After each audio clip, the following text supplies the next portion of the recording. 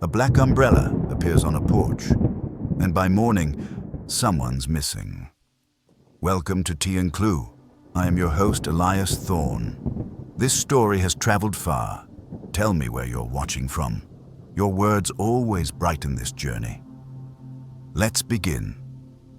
It was the sort of spring morning St. Aldhelm's always took pride in, bright with birdsong, gardens just on the brink of riotous bloom, and the scent of lilacs wafting through iron gates.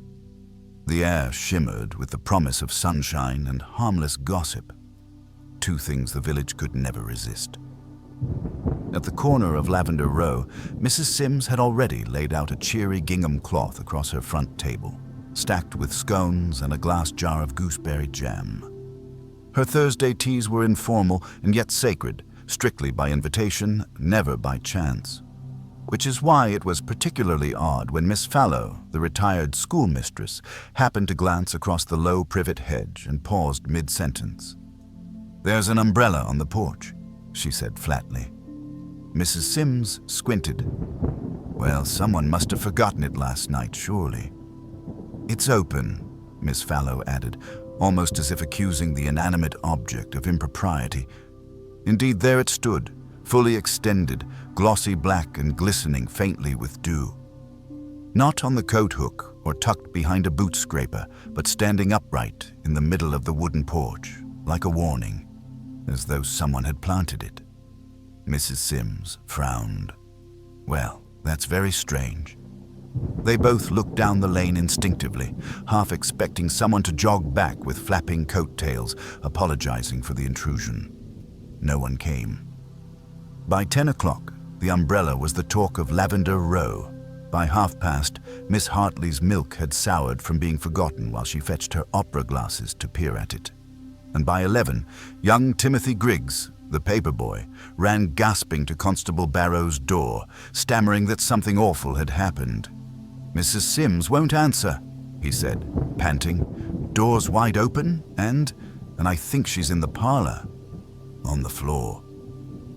St. Aldhelm's was not a village for melodrama. It prided itself on self-restraint and marmalade recipes, not murder. But when Constable Barrow ducked beneath the bunting strung across the porch and stepped over the mysterious black umbrella, the smell of scorched toast still lingered faintly in the house. A china plate had shattered on the tiled kitchen floor, and in the dim parlor beyond, with a single buttercup caught between her fingers, Mrs. Sims lay very still indeed. At precisely that moment, down Church Lane, Miss Marple tucked a pale blue handkerchief into the sleeve of her cardigan and tilted her head ever so slightly, as if catching a change in the wind. She had just been deadheading her lilies, and something, she couldn't have said what, made her glance toward the far end of the village. Something had shifted. Miss Marple wasn't prone to dramatics, but she had lived long enough to know the quiet tremors that followed an unnatural death. She dabbed her fingers clean with her gardening cloth, smoothed her skirt, and went back inside to steep the tea. One always needed tea before things started properly. Outside, bells began to toll. Not church bells. No, it was the tinny clang of Constable Barrow's bicycle as he rushed toward the village green, his cap askew. It was rare for the constable to look flustered, but this morning he did. He rode past the bakery, the post office, and the vicarage, repeating the same words like a broken bell. Mrs. Sims, found dead. Parlor, unnatural. By noon, the town had gathered in clumps of whispering concern. Not around the house itself. Barrow had cordoned off the entrance with a polite but ineffective length of rope. But in Mrs. Whitby's shop, in the churchyard's sunniest corner, and outside the library steps where old Mr. Carswell had already declared it a stroke or a lover's quarrel. Nothing in between. Miss Marple said nothing. She simply walked slowly to her usual seat near the vicarage gate, opened her embroidery bag, and began a small sampler with forget-me-nots in the border. Her fingers moved with practiced ease. Her eyes, however, watched everything. She noted how Miss Hartley seemed overly eager to mention she'd seen nothing out of place. She noted how Mr. Lech, the grocer, lingered by the gate far longer than was decent, his brow furrowed not with grief but calculation. She noted that young Timothy, who had discovered the body, had stopped delivering papers entirely and now sat silently on the curb, chewing his sleeve and blinking too often. And above all, she noted the black umbrella. It remained upright on the porch, even after Constable Barrow's arrival. Even after the stretcher had come, no one had claimed it, which was peculiar, wasn't it? Because in all her years in St. Aldhelm's, Miss Marple had never once seen Mrs. Sims use a black umbrella. The village of St. Aldhelm's, in all its quiet charm and genteel gossip, had rarely been stirred by anything more troubling than a missing delivery of eggs or the odd squabble over allotment boundaries.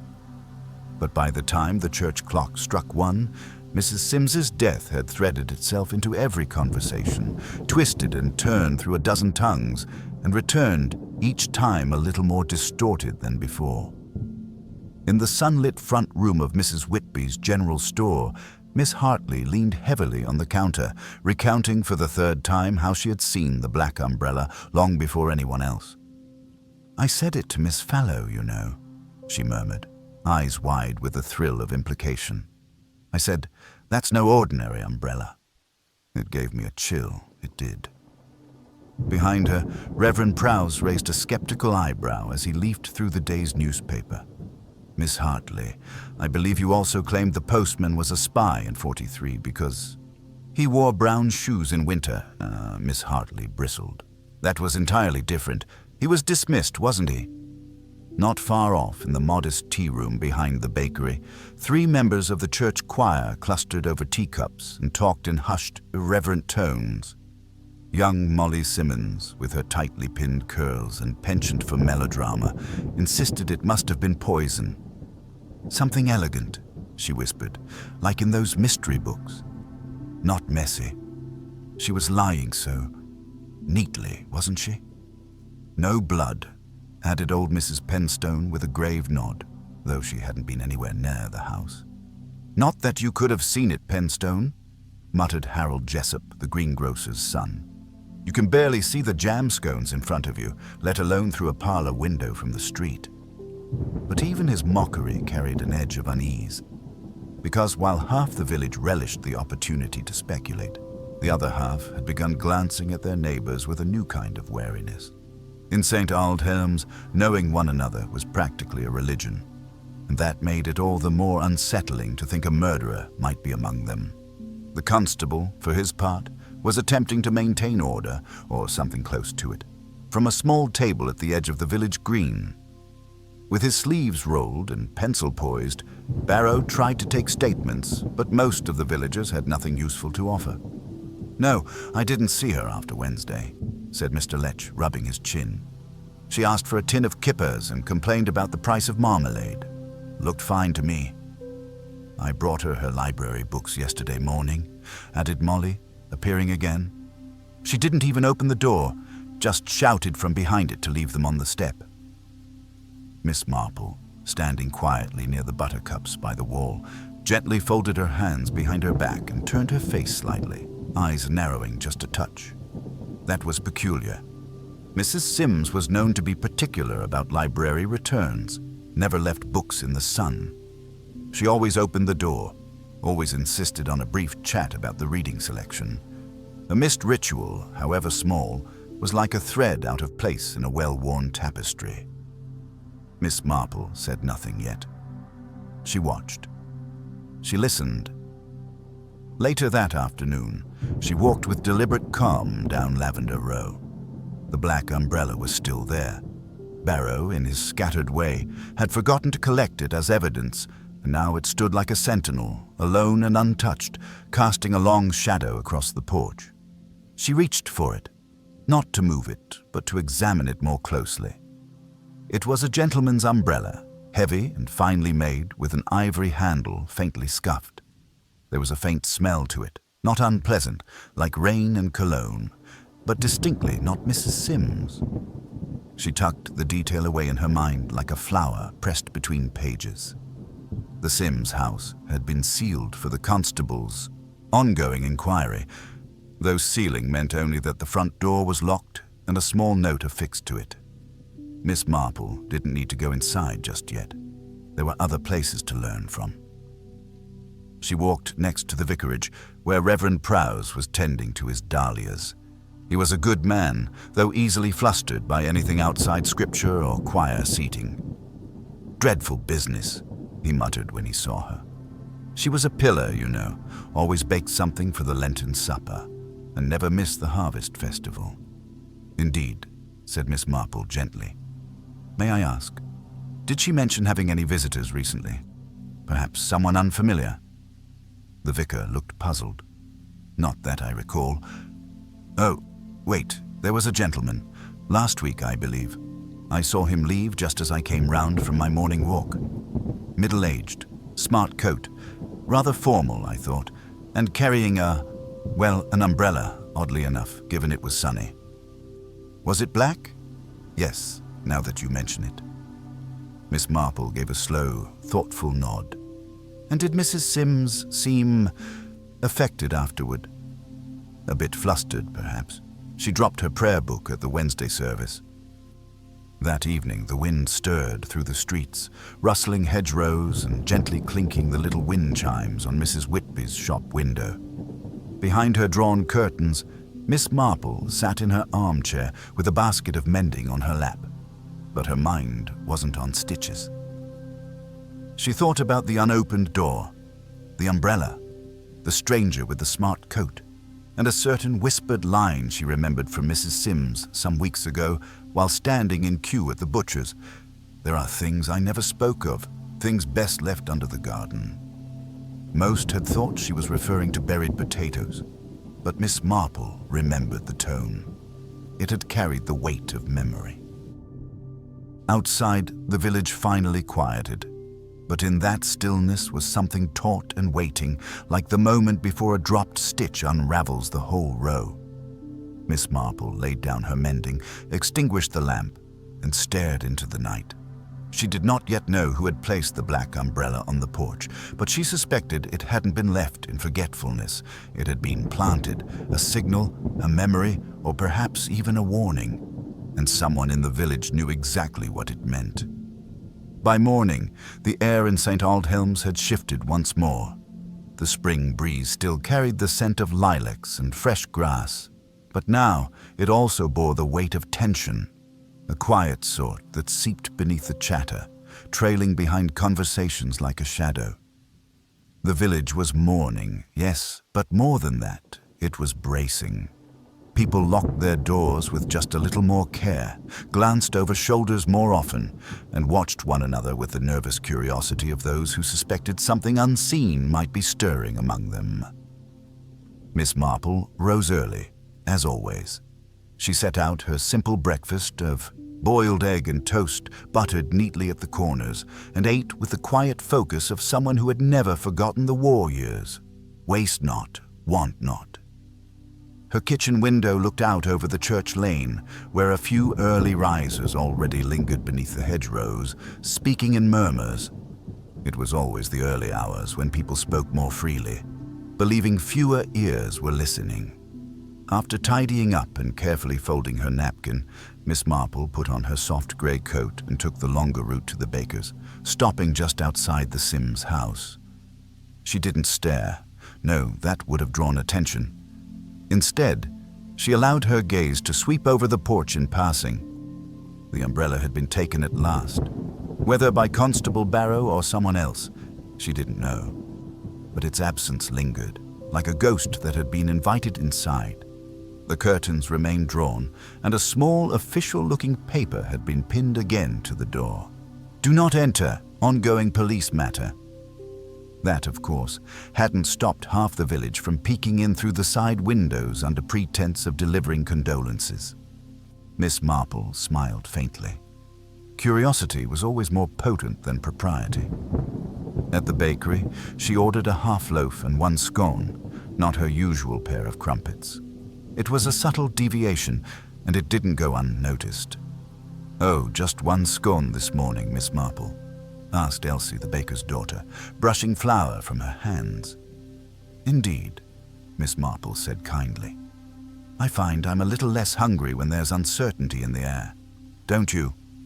Elsie's eyes widened slightly. Is that what you'd call it then? Uncertainty? Miss Marple inclined her head. Something like it. Outside again, she took the footpath that led around the village green, where the daffodils leaned into the sun and a few robins fussed over a patch of disturbed soil. There, near the edge of the green, stood Molly Simmons, notebook in hand, pretending to sketch the church steeple.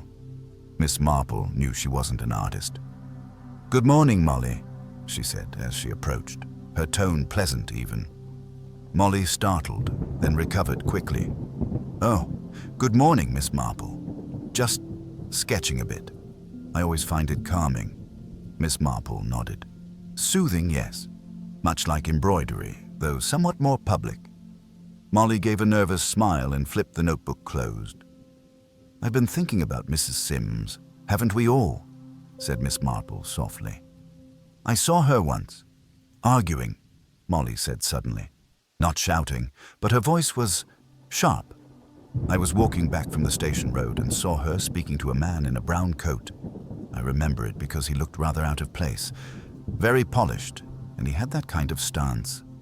You know, the sort people have when they're trying to appear calm, but they're really furious underneath." "Indeed," Miss Marple said, keeping her expression neutral. "And when was this?" "Maybe a week ago, maybe a bit more. I was on the path near the back of the allotments. They didn't see me, but I saw them." "Was he carrying anything?" Molly blinked. Yes, he had a black umbrella. I remember because it wasn't raining, and I thought, why bring that on a dry day?" Miss Marple smiled just enough. "People often carry things they intend to leave behind." Molly frowned, confused. "Do you think he—" But Miss Marple only patted her gloved hand. "I think the truth has a way of catching the light. You must only be patient and quiet enough to notice the shimmer." She moved on before Molly could form a reply. Her next stop was the allotments, where Mr. Griggs, Timothy's father, was already digging rows with impressive focus. His back was to her, his shirt damp with the effort, but he turned when he heard the gate creak. "Ah, Miss Marple," he said, trying to catch his breath. "Come to inspect my runner beans." "I find yours always grow with military discipline," she said warmly. "I envy your precision." He chuckled, wiping his brow. "It's the soil. You must understand what it needs. Give too much water and it rots. Too little and it dies." Miss Marple tilted her head. "And people, I find, are much the same." Griggs gave her a puzzled look, then glanced down at the dirt. "You mean about what happened?" She didn't answer directly. "Timothy hasn't resumed his paper route, I noticed. I expect it was a shock finding her." Griggs nodded. "He's been quiet since. Said she looked like she was just asleep, but with her eyes wrong." "I wonder," said Miss Marple, as if thinking aloud, "why he was there at that hour. Doesn't he usually deliver to Lavender Row earlier?" Griggs frowned. "That's true, but he was running late that day. Something about a flat tire on his bike." "Unfortunate timing," she said gently. Griggs hesitated. "You don't think he—" "No, Mr. Griggs," Miss Marple said kindly. "But I think children sometimes see things others miss, and sometimes they tell small lies to protect people they love." Griggs looked troubled, but said nothing more. Miss Marple took her leave, walking slowly through the gravel path behind the garden hedges. The pieces were still scattered, like bits of colored glass, yet to form a pattern, but she could already feel their edges clicking softly into place. The man with the brown coat and umbrella, the argument behind the allotments, the unopened door on the day before Mrs. Sims died, and the curious absence of any signs of forced entry or struggle, which meant she had likely let the person in herself, or been expecting him. By the time Miss Marple reached home, the shadows had lengthened across her sitting room, and the kettle was just beginning to whistle. She removed her gloves with the same care she always took, laid them beside her sewing basket, and sat down with a quiet sigh. She reached for her notepad, not to write anything yet, but to draw a simple box around a name she hadn't thought about in years. A name Mrs. Sims had once muttered in a moment of forgetfulness, a name that didn't belong in St. Aldhelm's anymore. She circled it, then, very softly, she smiled. Because the pieces were nearly in place now, and someone very clever, had made one fatal mistake. They had underestimated how long Miss Marple remembered things. By the following afternoon, Constable Barrow had come to a conclusion, tentative, of course, but one he shared with the air of a man who hoped it would be accepted swiftly and without protest. He had summoned a small gathering to the vestry room behind St. Aldhelm's Church, a modest space usually reserved for hymn book cataloguing and vicarage tea, but now doubling as the temporary center of investigation. Miss Marple, arriving quietly and without invitation, was already seated in the back when Barrow cleared his throat and addressed those assembled. Reverend Prowse, Mr. Lech the grocer, Miss Hartley, though how she had wormed her way into the affair no one quite knew, and young Timothy Griggs, pale but composed beside his father. Barrow began with an awkward cough. "Right then, thank you all for coming. As you know, Mrs. Edith Sims passed under unusual circumstances. While the post-mortem isn't yet complete, the preliminary findings indicate that she did not die of natural causes. There were traces of a fast-acting sedative in her teacup." A murmur rippled through the room. Miss Hartley gasped audibly. The Reverend raised an eyebrow and folded his hands more tightly. Miss Marple remained still, her gaze soft but unwavering. Barrow continued.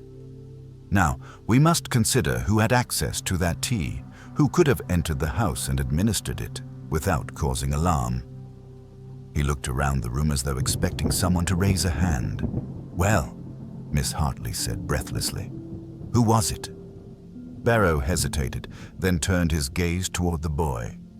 "Timothy," he said with a kind of embarrassed reluctance. "You were the one who discovered Mrs. Sims, weren't you?" Timothy stiffened. His father's hand came to rest on his shoulder at once, a silent barrier. Barrow pressed gently. "I understand you were running late that morning. Was that true?" "Yes," Timothy said quietly. "And you went up to the porch and saw the door ajar?" He nodded again. "But you didn't go inside right away, is that correct?" Timothy swallowed. "I thought she was just in the kitchen." "Did you see anyone leaving the house?" Barrow asked. "No," Timothy said more firmly now. "No one. But you saw the umbrella." A flicker crossed his face. "Yes, it was just standing there." "Did you touch it?" Timothy shook his head. Mr. Griggs' voice came low and protective. "He didn't do anything wrong." "I'm not accusing the boy," Barrow said hastily. "But someone must have been in that house shortly before she died. And unless she made tea for herself, took a poison she didn't own, and then left her own door wide open, someone helped it along." "But surely," said Miss Marple, her voice gentle, "you've considered that whoever brought the umbrella might also have brought the poison." Barrow turned, clearly unsettled by her sudden contribution. "Well, yes, but there's no sign of forced entry. That would suggest she knew them." "Quite," said Miss Marple. The room went still. Barrow frowned. "You think it was someone she welcomed in?" "I think," she said slowly, "that we're far too eager to focus on who was seen at the house that morning, rather than who had reason to visit the week before." "Are you referring to this mysterious man everyone's suddenly seen?" Barrow asked, a touch too defensive. Miss Marple smiled. "It's curious, isn't it, that several people, none of whom spoke to one another, have mentioned him in passing. Brown coat, polished shoes, umbrella on a sunny day. Mrs. Sims argued with him behind the allotments, and the vicar, who is hardly given to imagination, saw the same man leave her front path early one morning." "But we don't know who he is," Barrow said. We don't even know if he exists. This could be confusion." "No, Constable," she said softly. "Confusion would be one thing. Coincidence is another. But repeated and consistent sightings of a stranger in a village that has not seen a new face since the bell tower was repaired, that is neither confusion nor coincidence. That is deliberate." Barrow opened his mouth, then closed it again. Miss Marple went on. "And we mustn't forget Mrs. Sims herself. She was a careful woman. She didn't leave doors open or teacups unwashed, and she certainly didn't entertain strangers lightly." "She had no relatives, did she?" asked Reverend Prowse quietly. "None close," said Miss Hartley. "Her brother died years ago, didn't he?" "Yes," said Miss Marple. "Killed in France. But there was a nephew, Edmund Sims. Disappeared in the late 1950s, if I recall. Trouble with the law, something to do with forged accounts and a firm in Devon." "I thought he went abroad," Barrow murmured. "Perhaps he did," said Miss Marple. "Or perhaps he returned." The silence grew heavier. Miss Hartley sputtered. "Surely you're not suggesting—" "I'm suggesting," Miss Marple said, her voice calm but with unmistakable steel, "that Mrs. Sims may have received a visitor from her past. One with a grievance, or a need, or both." "And the umbrella?" Barrow asked. "I believe it was his," she replied. "Or at least, he wanted it to be known as his. People often underestimate how memorable an odd object can be. A black umbrella, placed so prominently and so unnaturally, was not forgotten by a single person. It was a message, I think, to her. Or perhaps to someone else." Barrow rubbed his brow. "So you're saying the killer planted the umbrella on purpose?" "Perhaps not the killer," Miss Marple said, "but certainly someone with a role in what followed." The room remained hushed, the implications lingering like fog. Timothy, still seated quietly, looked up then. "She said something," he murmured. Everyone turned. "When I stepped into the parlor, I thought she was dead, but she moved a little. I think it was just a breath. But she whispered something." Mr. Griggs put his hand on his son's arm. "You didn't say anything about this, lad." "I wasn't sure," Timothy replied. "It was just one word, or two. I didn't know what it meant." Miss Marple leaned forward ever so slightly. "What did she say, Timothy?" The boy's brow furrowed in concentration. "Kettle, nephew, or maybe settle, nephew, I don't know. It was so quiet, like wind in the curtains." Miss Marple did not move for a moment. Then, quietly, she rose. "Thank you, Timothy. That may be the most important thing anyone has said yet." Barrow looked baffled. "But what does it mean?" Miss Marple reached for her handbag. "It means, Constable, that the wrong person is being watched, and the right one has been watching us all along." She gave a small smile, polite but chilling in its certainty. "Do excuse me. I believe I need to write a letter." The rain began just past dusk, a light silken drizzle that tapped gently against windows and whispered along the cobbled lanes of St. Aldhelms. It seemed, to those who believed in such things, the kind of rain that washed things clean. But Miss Marple knew better. Rain obscured footprints, softened edges, blurred distinctions, and she was not looking to forget anything. On the contrary, she meant to remember everything. She sat at her writing desk, a square of blotting paper carefully laid out beneath the envelope, her pen resting in the inkwell. Before her lay a page half filled with her familiar, fine script, but she wasn't writing now. She was thinking.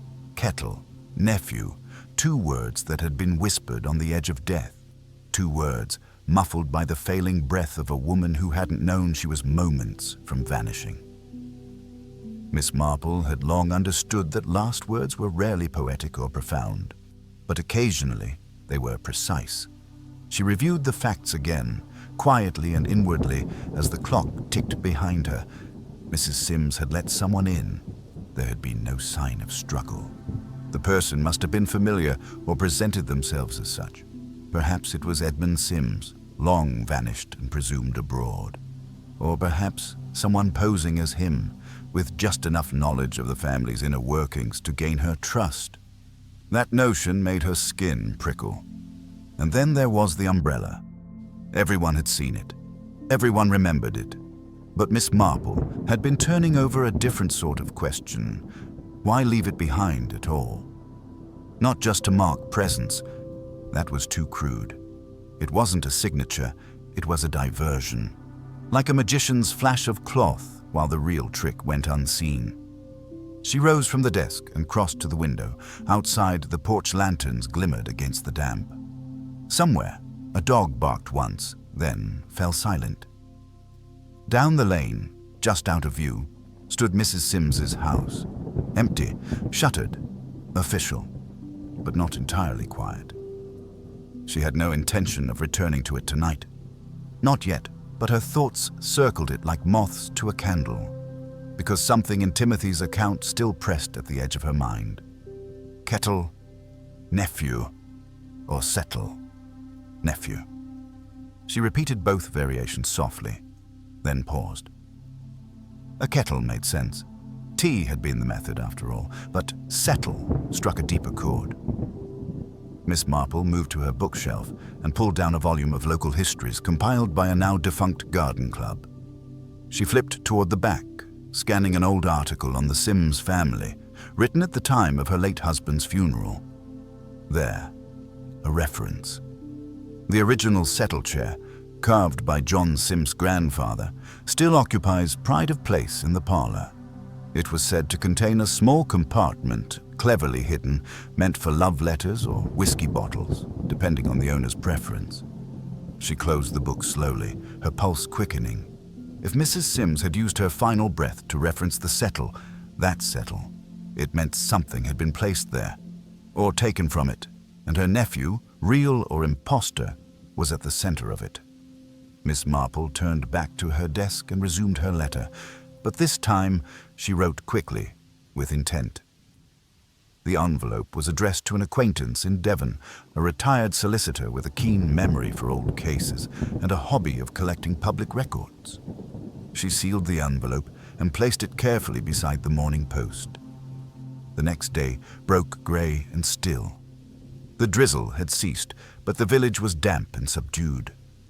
At the post office, Miss Marple handed over her letter and paused long enough to overhear Mrs. Penston whispering furiously to Mr. Letch about the stranger who'd been seen again, this time near the path behind the vicarage.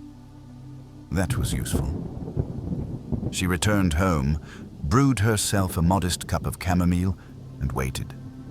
It was not long before a soft knock came at her door. It was Timothy. He stood awkwardly, his hands jammed into the pockets of his jacket, shoes muddy from the lane. "I saw it," he said before she could invite him in. "The umbrella. I saw someone take it." Miss Marple blinked once. "Did you now?" He nodded, swallowing. "It was after. Not long. Constable Barrow had gone to the green. Everyone was talking, but I was still near Mrs. Sims's house. I came back. I wanted to look again." "That's a natural thing," Miss Marple said gently. "I saw a man," Timothy whispered. He was standing behind the rose trellis, watching. Then he stepped up and took the umbrella. Just like that. No hesitation, like it was his. "Did he see you?" Timothy nodded. He smiled at me, a little, then walked off down the narrow path behind the bakery. "I didn't say anything because I didn't know what it meant. But now you think it meant something," she said. Timothy hesitated, then nodded again. He looked like someone I've seen in a picture Mrs. Sims had on her mantel. A younger man in uniform. I think it was her nephew. Miss Marple's mind moved swiftly, but her face remained calm. "Thank you, Timothy. That's very brave of you to say." He flushed with pride. After he'd gone, she retrieved her gardening gloves and stepped out onto her own narrow side path. winding between the lavender and rosemary toward the tiny gate that opened onto Church Lane. She walked, not quickly, but with clear purpose, stopping just once to speak briefly with Reverend Prowse about the Sims family grave, specifically whether the brothers' tombstone had ever been altered to include Edmund's name. It had not. The grave, she found later that morning, was unremarkable. Simple, weathered. But when she knelt beside it, she noticed a small pile of pebbles, 5 of them evenly placed. An old habit, she thought. A gesture from someone who had spent time abroad, perhaps, in the Middle East, or someone who wanted to suggest they had. The picture was sharpening. Whoever had visited that grave had wanted to be seen by those who could read such signs, and missed entirely by those who could not. And then she knew. Miss Marple stood slowly, brushed the earth from her knees, and turned back toward the lane. She no longer needed to guess who had returned to St. Aldhelm's. She only needed to know why, and what precisely had been taken or hidden in the settle. Because she suspected the umbrella had not been left simply as a calling card. It had been left to distract from what wasn't there anymore. The following morning brought no relief from the low-hanging mist that settled over St. Aldhelm's like a heavy sigh. The fog dulled the outlines of familiar houses and pressed a hush upon the village, as though it, too, were holding its breath. Miss Marple, however, moved through it with practiced calm, a woven basket over her arm and a quiet determination behind her eyes. The veil of dampness suited her purposes. People tended to speak more freely when they believed the world couldn't see them clearly. She made her way toward Lavender Row, passing unnoticed by most. The Sims house still stood sealed, still guarded only by its limp warning note and a general sense of discomfort. No one lingered near it now. Grief had given way to suspicion, and suspicion was not a social emotion. Her destination, however, was not the house. It was Miss Hartley's. The door opened quickly after her knock. "Oh," said Miss Hartley, surprised. "Jane, come in, come in. It's this dreadful weather, isn't it? Would you like tea?" "Only if you were already making it," Miss Marple replied with her usual grace. "Well, I was about to," Miss Hartley admitted, ushering her in with the air of someone simultaneously pleased and flustered by the visit. Miss Marple sat gently in the armchair by the window. Her eyes moved slowly across the room, settling on a silver photograph frame on the mantelpiece. "I always forget you and Mrs. Sims went to school together," she remarked lightly. "Oh, yes," said Miss Hartley, bustling with cups. "We weren't close, of course. She was always a bit buttoned up, if you understand me. But polite, reliable." Miss Marple smiled faintly. "And very private, I always thought." Miss Hartley nodded, pouring the tea. "You know, I believe she once had a great disappointment. A man. It wasn't spoken of, not really. But there were whispers when we were young. Something about a fiancé who ran off with someone else. A French woman, I think." "I'd heard that too," Miss Marple replied. "It's strange, isn't it? How such things never really go away, only get folded into the wallpaper of a person." They sipped their tea in silence for a moment. Then Miss Marple added gently, "I wonder if that man ever came back. After all those years." Miss Hartley blinked, startled. "Why would he? Surely not." "Stranger things have happened," said Miss Marple, "and sometimes those who return do so not for love, but for other reasons."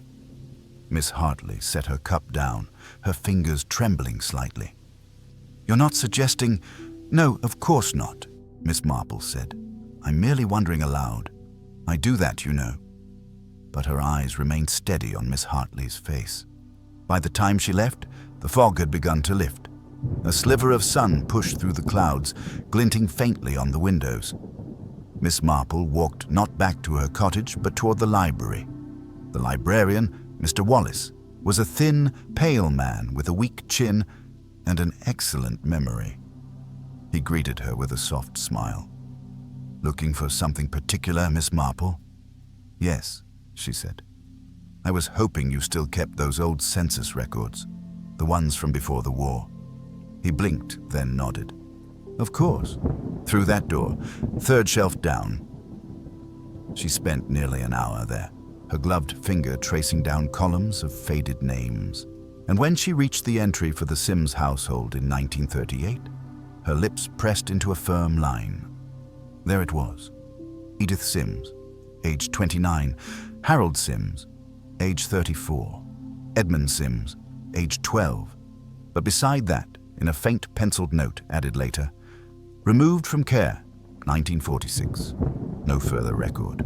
Removed from care, not moved abroad, not employed overseas. Just removed.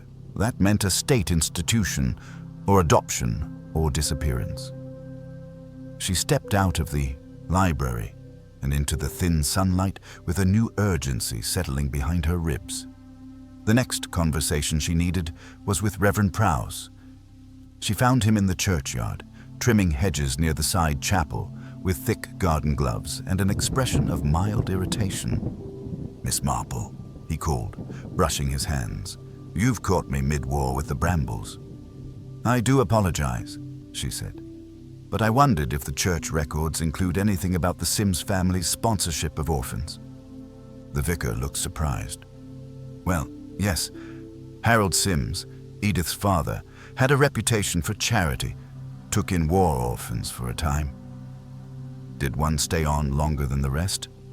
Reverend Prowse tilted his head. "You mean Edmund?" She nodded slowly. "I only knew of him through mention," the vicar said. "But it's odd. For someone so often referred to, there are almost no photographs, and the few that exist, well, they're usually in the background, like he was never quite part of things." "Do you recall when he left?" "I believe there was some trouble," he said carefully. "I was still at university, but I heard whispers. He was sent away. Reform school, perhaps." Miss Marple's voice remained calm. "And do you know if he ever came back?" The vicar looked startled. No, not officially, certainly. Though, now that you say it, there was a man. Came to the church in the middle of the week last month. Asked about the family graves. Said he'd grown up here once, but didn't give a name. He left before I could ask much." Miss Marple's fingers tightened on her basket. "Was he wearing a brown coat?" "Yes," said the vicar. "Do you know him?" "I believe," she said, "that he knows more than he's willing to say." And in that moment, everything began to gather into one shape. Edmund Sims, removed, forgotten, grown into a man just clever enough to stay hidden. He had returned. Not for Edith's affection, but for something buried deeper. The settle in the parlor, perhaps, which held not whiskey or letters, but a document. Something he needed. A will, a deed, or a secret worth killing for. Miss Marple turned back toward the lane, walking faster now, because someone in the village had known Edmund was back. Someone had helped him, and someone had something to lose. The following afternoon, the village of St. Aldhelms found itself pitched into a second, deeper current of unease, one that left even the most practiced gossips at a loss for words. For just as the town had begun to convince itself that the mysterious black umbrella and Mrs. Sims's sudden death were the only unusual events it would have to digest this spring, another discovery struck, one that felt too precise in its timing to be coincidence. It began, as most things in St. Aldhelms did, with a child. Timothy Griggs, wandering the footpath behind the church with his newspaper sack slung lazily over his shoulder, had veered off course, no doubt to skip a delivery or sneak a moment's adventure behind the tall hedgerows that marked the edge of the allotments. He had not expected to see anything of interest. But then, just beyond the potting shed, where old Mr. Jessup stored his broken tools, he saw the door open. It shouldn't have been open. Mr. Jessup always locked the shed. Timothy stepped closer. There was something inside, something dark, slumped and oddly still, with a glint of silver just visible under the edge of a tarpaulin. He moved forward, then stopped, suddenly aware of a smell that turned his stomach. Metallic. Stale. He did not need to lift the tarp. He turned and ran, faster than he ever had before, until he reached the vicarage, where Reverend Prowse was in the garden once more, trimming back wild honeysuckle. The boy was gasping, pale, nearly unable to form words. Miss Marple arrived shortly after. She had been walking to the post office when she saw the vicar waving urgently from his gate, his expression unreadable. She approached quickly, and when he murmured what the boy had said, what they'd found, she nodded once and said, "Show me." The shed was still open. The light inside was dim, filtered through the cloudy glass window. A garden fork leaned against the back wall, its handle split with age.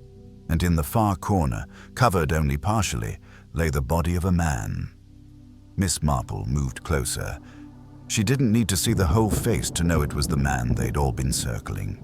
The visitor in the brown coat, mid-50s, well-kept, a clean cut on the right side of the head, with dried blood trailing beneath the collar. But there was no blood pooled nearby. He had not died here. He had been placed. She did not speak for several moments. When Constable Barrow arrived some 15 minutes later, breathless and pink-cheeked, he froze in the doorway of the shed. "Good Lord," he muttered. "Not another."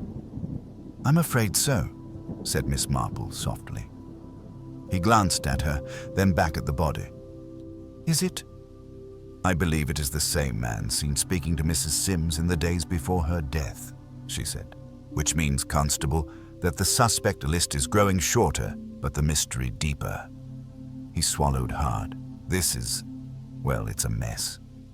Miss Marple's gaze was fixed not on the body, but on the details. The boots were dusty but unworn. The trousers bore faint traces of hay, likely from the barn across the lane. And there, just beneath the left hand, something glimmered. She crouched slightly, careful not to touch. A watch. Broken. The minute hand frozen at 11:17. "Do you know him?" Barrow asked quietly. "Not by name," she said. "But I believe he may be Edmund Sims, or someone who posed as him. Either way, someone thought him a threat, and someone moved him here quite deliberately." Barrow's brow furrowed. "But why here?" "Because," she murmured, "this place is hidden, but not too hidden. Found by a curious child, perhaps. A discovery meant to distract." Again, she stood slowly, just like the umbrella. Barrow blinked. "You think it's the same person?" Miss Marple's expression didn't change. "I think we're dealing with someone who understands misdirection, who doesn't want us looking too closely at the Sims house. Someone who's very nearly gotten away with it. Twice." Barrow exhaled slowly. "I'll have the area sealed, and I'll speak to Jessup, though I doubt he's got anything useful to offer." "I suspect you'll find he's been away," Miss Marple said. "Visiting his daughter in Weymouth, I believe." Barrow frowned. "How do you know that?" "He mentioned it at church last Sunday." Later that day, word spread like wildfire. The second death turned speculation to fear, and fear turned even the most private villagers into eager informants. Everyone suddenly had something to report. Whispers of a man asking questions at the inn. A figure seen in the churchyard late at night. A shadow passing behind Mrs. Whitby's shop. Much of it was nonsense, Miss Marple knew. But amid the noise, a new note emerged. Molly Simmons, the librarian's niece, known for her curious nature, came to Miss Marple directly.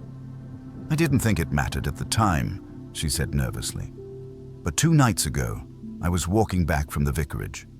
I'd borrowed a hymn book, and I saw someone at the Sims house." Miss Marple's eyes lifted. "Who?" "I couldn't see properly," Molly admitted. "It was just the shape of someone. But they were near the back door. I thought it was Barrow at first. But then the porch light came on, and they stepped back quickly, like they didn't want to be seen." "Did they go inside?" Number. They walked around the side, toward the back hedge. Miss Marple's voice remained even. Did they leave with anything? I thought I saw them carrying a cloth bundle, she said. But it was dark. And the umbrella. Molly hesitated. It was already gone by then. Miss Marple gave her a reassuring nod. Thank you, my dear. That's very helpful. That evening, as the village simmered with fear and theory, Miss Marple returned to her parlor and lit a single lamp. The house was quiet, the kind of quiet that invited deep reflection. She reached again for the folder she had tucked away behind the bookshelf. It contained old clippings and family notices, records of the Sims household, their charities, their wartime efforts. She turned to the page with a photograph. A young Edith Sims in front of the parish hall, a boy beside her. The caption read simply, Harvest Festival, 1945. But what drew her eye now wasn't the boy. It was the third figure in the background.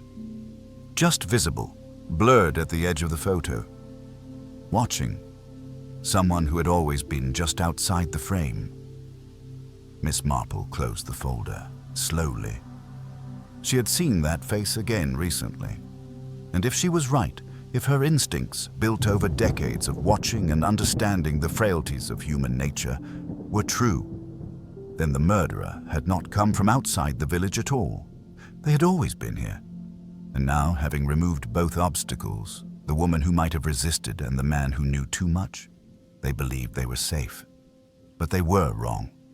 Because Miss Marple had one more conversation to arrange, and she intended for it to be the last.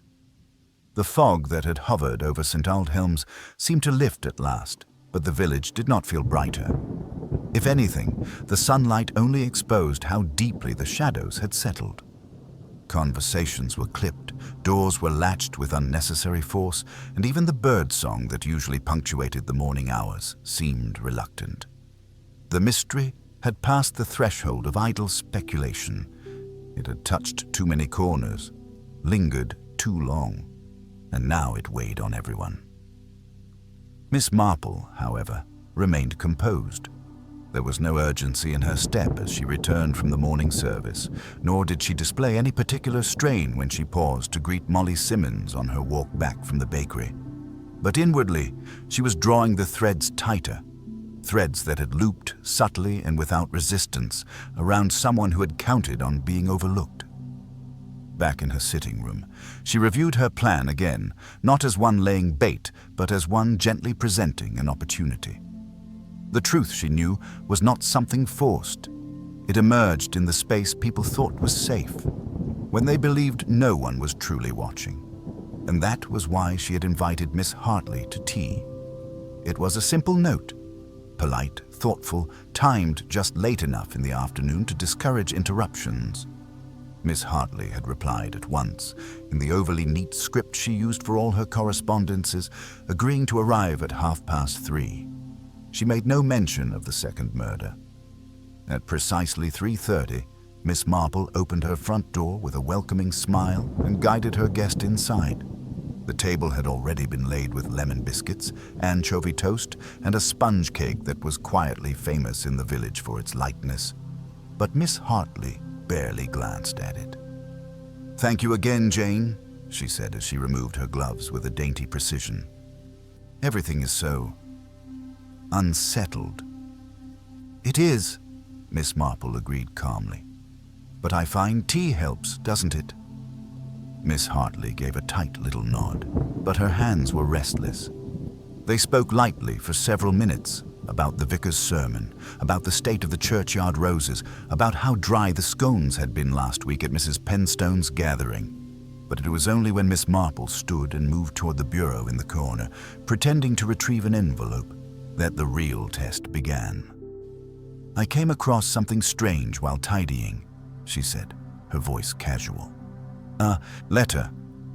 One Edith had written me years ago, after her brother passed. I tucked it away behind the drawer without meaning to." Miss Hartley's teacup paused mid-air. "A letter?" "Yes." She spoke of family matters. Of course, I wouldn't dream of sharing the whole thing. But it mentioned her nephew Edmund. I'd quite forgotten she even had one. Miss Hartley's smile was strained. Oh yes, the boy. He disappeared, didn't he? That's what I thought too, but the letter made it sound rather like he might return someday. Something about a settled debt. It struck me oddly. I wondered if he had written her. There was silence. Miss Marple did not turn around. She was still fiddling with the bureau drawer, though her eyes were fixed on the glass of water on the sideboard. The surface of it was steady, except for the faintest tremor just now as Miss Hartley set down her cup. When she turned back, her guest was smoothing her skirt. Of course, it might mean nothing, Miss Marple said, sitting again. But then again, a great deal has happened lately, and you did know Edith best. If anyone might have insight into her thoughts, into whom she might have trusted. I hardly knew her at all, Miss Hartley said quickly. Truly, we were not close, not for years. Still, you did mention once that she kept something important in that old settle chair of hers. You said it quite clearly the day after the funeral. Miss Hartley's lips parted, and then closed. I wonder what it was, Miss Marple continued gently. It's strange, isn't it? How she died so suddenly, and the very next day her visitor also disappears. Only to be found dead himself, tucked behind a garden shed. The poor man. I doubt he even knew what he'd come back to collect. Miss Hartley's fingers curled slightly around the edge of her teacup. Miss Marple leaned forward just a fraction. You know, it's a curious thing. The man in the shed wasn't Edmund Sims, after all. Not truly. A distant cousin, perhaps, but not the boy she raised. That lie, because it was a lie, landed gently, but its effect was not gentle at all. Miss Hartley's composure faltered. I suppose it doesn't matter now, she said, her voice suddenly dry. They're both gone. Whatever they were after, it died with them. Miss Marple gave a small, regretful smile. That's where I think you may be mistaken. She stood again and walked toward the fireplace, where a stack of small envelopes rested in a neat pile. I sent a letter to a solicitor in Exeter, she said quietly. He remembered the Sims estate very well. It seems there was a codicil to Harold Sims's will, a revised clause that named Edith not merely as caretaker of the property, but trustee of a private account for Edmund, accessible only upon his return. Miss Hartley didn't respond. Miss Marple turned, her voice now tinged with something firmer. That account was never claimed, until 2 weeks ago, when someone arrived at the bank with a forged document claiming to be Edmund Sims. Miss Hartley's expression had grown very still. The bank grew suspicious, Miss Marple continued. They made inquiries. It was enough to send the man here to pressure Edith for support, but she refused. She always was stubborn. Still no response.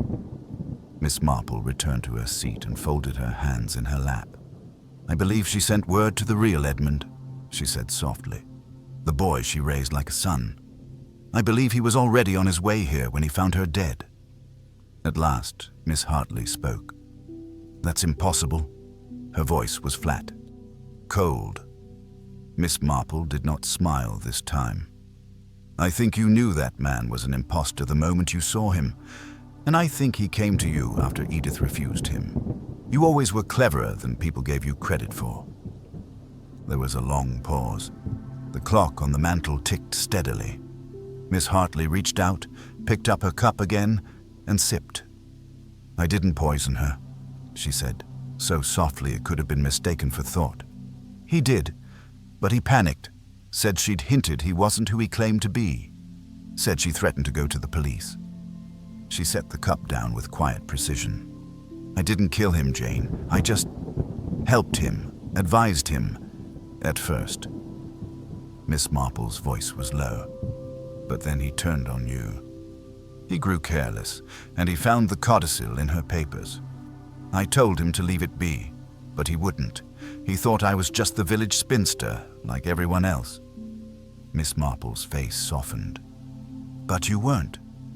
Miss Hartley smiled faintly. "No." They sat in silence for several moments, the air thick with something unspoken. Then at last, Miss Marple stood. "I think we'll go to the constable now," she said gently. "He's waiting." Miss Hartley rose, smoothing her skirt again, and this time her hands were steady. "I suppose I always knew it would come to this." "Yes," Miss Marple replied quietly. "We always do in the end." Constable Barrow stood awkwardly in the sitting room of Miss Marple's cottage, his notebook held too tightly in one hand, the other fumbling with the corner of his jacket. He had not expected the day to take such a turn. Only hours earlier, he had still been chasing shadows, questioning distant cousins and trying to piece together fragments of accounts from strangers passing through. And now, standing here, he found himself listening as a long-trusted villager confessed, not in defiance, nor with hysteria, but with a calm that unnerved him more than any dramatics might have. Miss Hartley sat quietly, her back straight, her coat folded neatly on her lap. There was no pretense left, no denial. Only an air of resignation, like a woman who had finally completed a long and difficult duty. And Miss Marple stood by the window, her hands gently folded, before her, watching the last golden slant of afternoon light fall across the village roofs. "It wasn't about the money," Miss Hartley said at last, her voice cool but measured. "Not really. I had no use for it, but I couldn't let him win." Barrow glanced up. "You mean the man posing as Edmund Sims?" She nodded once. "He came to me first. Said he had letters. Proof of who he was. Said Edith had promised him something that she owed him. At first, I believed him. She had kept secrets, you know, but the more he talked, the more I saw through him. He didn't know the simplest things. He called her Edith. She would never have allowed that. And he thought the settle was just a chair. He didn't know what it meant. And yet you helped him?" Barrow asked, scribbling furiously. Miss Hartley's gaze turned to the hearth. "At first, yes. I didn't know what else to do. He said if I didn't vouch for him, he'd tell people things about Edith. Things I knew couldn't be true, but that would tarnish her memory. And I thought I could keep it contained, keep him calm, but then he told me she'd turned him away, that she'd threatened to report him, and later that night she was dead." Miss Marple's voice was quiet. "You suspected him immediately." "Of course I did," Miss Hartley replied. "But by then I was entangled. If I told the police, he'd say I was complicit. He had my notes, my letter of introduction to him, even if I never truly believed his story. So I did the only thing I could." "You lured him out," Miss Marple said gently. "Told him you knew where the codicil was hidden." Miss Hartley closed her eyes. "I told him it was in the settle, which it was, in a sense. But I'd already removed it. He didn't know that. He turned furious when he searched the chair and found nothing. He threatened me, and I hit him." Constable Barrow stared. "You killed him?" "No," she said calmly. He stumbled back, tripped over the iron fire poker he'd tossed aside. He hit his head on the corner of the coal scuttle. He didn't get up. Barrow opened his mouth, then closed it again. "I panicked," she continued. "I thought, if they found him there, in my house, there'd be no way to explain. So I dragged his body to the path behind the allotments and left him in that awful shed. I knew it would be found, but I hoped they'd blame it on someone else, on whatever stranger had come to claim Edith's inheritance." There was a long silence. Finally, Miss Marple turned to Barrow. She didn't act from malice, but from fear and pride, both dangerous things when mixed with grief. Barrow shook his head slowly. "We'll need to take a full statement. The magistrate—" "Yes," Miss Hartley said softly. "I know." Miss Marple stepped toward her and laid a hand gently on her arm. "It needn't be any worse than it must. You acted terribly, yes, but the truth has a way of offering grace, even when it's late in coming. Miss Hartley gave the smallest of nods. Later, as dusk pooled around the edges of the village, Miss Marple stood at her garden gate and watched as Barrow escorted Miss Hartley down the lane, neither speaking. The road was empty otherwise, the shadows long, and the air oddly still. The lamplighter moved slowly from post to post near the green, the glow of his lantern flickering like a heartbeat in the growing dark. She stood there for some time. The wind rustled faintly through the lavender bushes. Somewhere in the distance, a dog barked once, and inside her cottage, the kettle began to whistle. But she didn't move immediately. Instead, she thought of Edith Sims, strong, quiet, deeply private, a woman who had carried too many burdens and shared too few truths, a woman who had once raised a child, not her own, only to be deceived by another who saw opportunity in bloodlines. And she thought of the boy she had once known, Edmund, the real one, wherever he was, perhaps still alive, perhaps not. That evening the village returned to its quiet rhythm, or appeared to, but nothing would be quite the same. The truth had emerged, yes, but it had not come cleanly. It had arrived with bruises and secrets and the sharp, quiet ache of old betrayals. Still, in her kitchen, Miss Marple poured her tea. She spread a little marmalade on her toast, and she sat at her table, alone but at peace. Because in the end, she had seen it through. Not with confrontation or force, but with stillness, observation, and the quiet persistence of someone who had watched human nature longer than most, had been alive. The village, she knew, would forget the finer details. It always did. They would remember the black umbrella. They would whisper about poison and inheritance and the body in the shed. But they would not remember how the truth had really surfaced, how it had been drawn out like a thread from an old tapestry, one quiet tug at a time. And that was just as well. Miss Marple did not need to be remembered for the solving of things, only for the watching, and the waiting, and the knowing, always, when the mask slipped just enough to glimpse what lay behind. The days that followed brought a slow return to routine in St. Aldhelm's, though it was a quiet, cautious sort of normal. Doors no longer stood ajar on warm afternoons.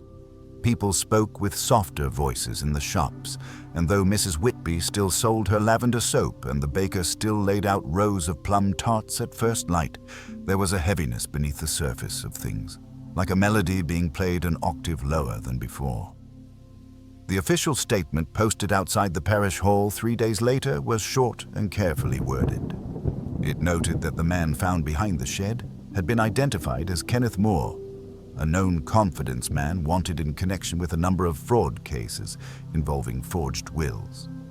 No mention was made of the name Edmund Sims, nor of Miss Hartley's involvement, though it was understood, quietly, among those who made it their business to know such things, that she had been taken to a private institution for observation, pending further review of her state of mind. There was no trial, no court, no grand announcement. Just absence. It suited the village. But Miss Marple noticed that even those who had been most talkative, Miss Hartley's bridge companions, the postmaster's wife, and old Mrs. Penstone, grew more subdued. When a villager is quietly revealed to have helped cover a murder, even if in panic or misguided loyalty, the village itself feels bruised. It had not only been Miss Hartley who was deceived, it had been all of them. Miss Marple continued her walks as before. She tended her lilies, replenished her bird seed, and resumed her morning visits to the post office and the grocer. But she also paid attention, with particular care, to the way people looked at one another now. Suspicion had faded, but in its place remained something quieter, something harder to define, a questioning. There were small signs of shifting. Timothy Griggs, once timid, now walked straighter, as though the burden of what he'd seen had aged him just slightly. Molly Simmons no longer brought her sketchbook out into the open, but instead volunteered more frequently at the library, sorting returned books with a quiet diligence. And Constable Barrow, whose initial fumblings had made him a subject of laughter among the older parishioners, now walked with a new kind of respectability. His uniform hadn't changed, but something in the set of his shoulders had. Miss Marple, however, did not believe in easy resolutions. One afternoon, she sat in her garden under the flowering wisteria and opened a letter postmarked from a solicitor in Devon, the same man to whom she had written about the Sims estate. It was a brief note, clipped and efficient. Dear Miss Marple, following your inquiry, I have traced the original will of Harold Sims. The codicil naming his nephew Edmund as secondary heir upon maturity was indeed valid, though unclaimed. It was never contested and is now considered legally dormant. It may interest you to know that the real Edmund Sims emigrated to Canada in 1956. He worked on a farm near Saskatchewan and passed away in 1962 from pneumonia. The identity of the man who arrived in St. Aldhelms this spring remains unverified, though your suspicions were correct. He was not the boy Mrs. Sims once raised. Your instincts, as ever, were impeccably timed. Yours, J. Hollingsworth. Miss Marple folded the letter slowly, then set it down beside her teacup. So that was that. Edith Sims had died, believing her nephew might yet return, but he never would. And the man who pretended to be him had used that belief as a wedge, one sharpened by time and silence. The past, Miss Marple thought, did not vanish. It waited. It collected dust, but never truly disappeared. Sometimes, when called upon, it rose in full shape again, older perhaps, but still capable of damage. She thought of Edith again, not as the woman who lay pale on the parlor rug, but as a younger figure, strong-shouldered, brisk in speech, laughing with an armful of laundry, or swaying slightly as she shelled peas on the front porch in summer. She had not been kind in the soft way of some women, but she had been loyal, fiercely so. And her silence over the years had been her shield.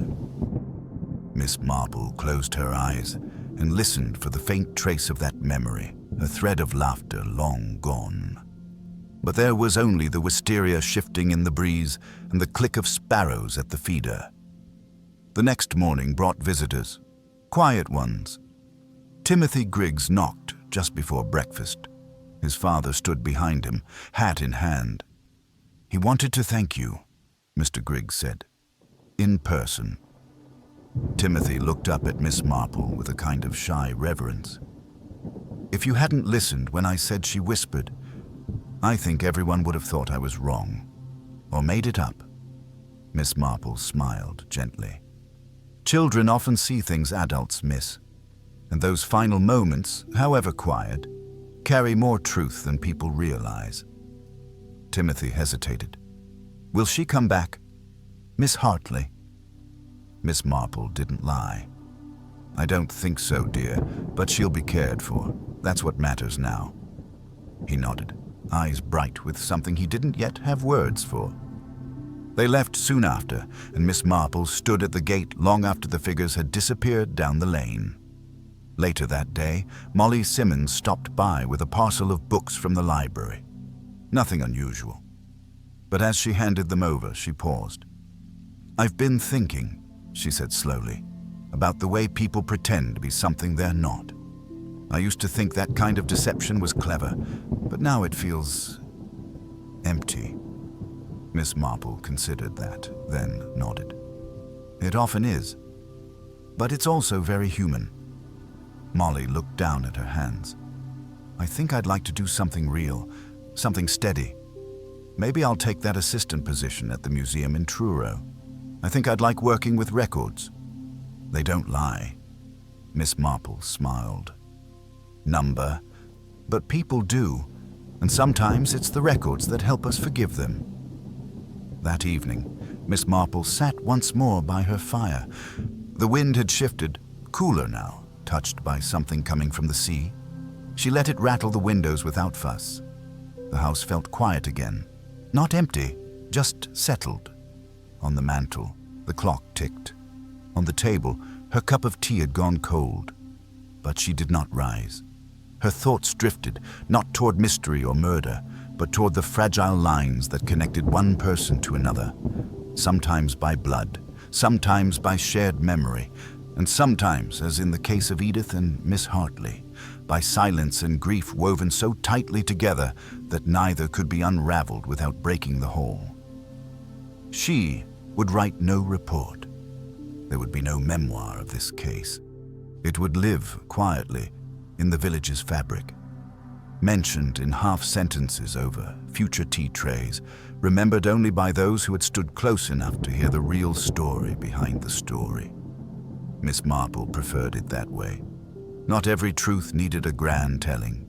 Some were better left where they belonged, in the folds of memory, in the hum of routine, in the quiet knowledge that justice, even when quiet, had still been done. The final days of spring arrived with a softness that settled across St. Aldhelm's like a blessing after a long, uneasy season. The wisteria blossomed in thick cascades, the swans returned to the mill pond, and the days grew long enough that the village green echoed again with laughter and the thud of cricket balls. Yet beneath the fresh paint on shop fronts and the polite smiles exchanged in passing, a quiet echo of recent events lingered, like a faint bruise that throbbed when pressed. It was a week after the final revelations when Reverend Prowse, carrying a paper parcel of hymnals from the bindery, found Miss Marple seated in the churchyard, just beneath the stone angel near the Sims family plot. She was not praying, nor lost in grief. Instead, she was watching, a slow, steady gaze turned toward the gravel path, as though expecting someone who would not arrive. He hesitated, then approached. "You're not one for graveyards, usually," he said softly. "No," she replied without looking up, "but this one feels quieter now." He nodded and sat on the low wall beside her, resting the hymnals beside his feet. "Barrow told me you were the one who finally saw it clearly." Miss Marple smiled faintly. "I wouldn't say that. I simply waited long enough for someone else to reveal what they couldn't help but show." The vicar clasped his hands together. "I still struggle to believe it. Miss Hartley. All these years, she led the library board, organized the summer teas, sang alto in the choir. She was all those things," Miss Marple said, "and also a woman with grief so old it had turned inward and hard. I suspect she loved Edith once, or envied her, perhaps both. Do you think she meant to help that man from the start? I think she wanted to believe in him, wanted to believe he had come to restore something lost. But when it became clear he was an imposter, she couldn't bear the idea that she'd been used, and worse, that she'd allowed Edith to be used too. By then, she was trapped. Pride does strange things." The vicar was silent for a while. Then quietly, "Will the truth comfort people?" "No," said Miss Marple, still gazing across the stones. "But it may protect them. Next time someone comes with a soft voice and a forged story, perhaps they'll look more closely, listen more carefully." He sighed. "And yet even you weren't sure at first." "I was," she said gently. "Not of the facts, but of the feeling. The umbrella was wrong. It was theatrical, and Edith Sims was never theatrical." He chuckled dryly. "And so the umbrella cracked it all open." "No," she said, her eyes twinkling now. "Timothy cracked it open, a boy who listened closely enough to catch a dying whisper.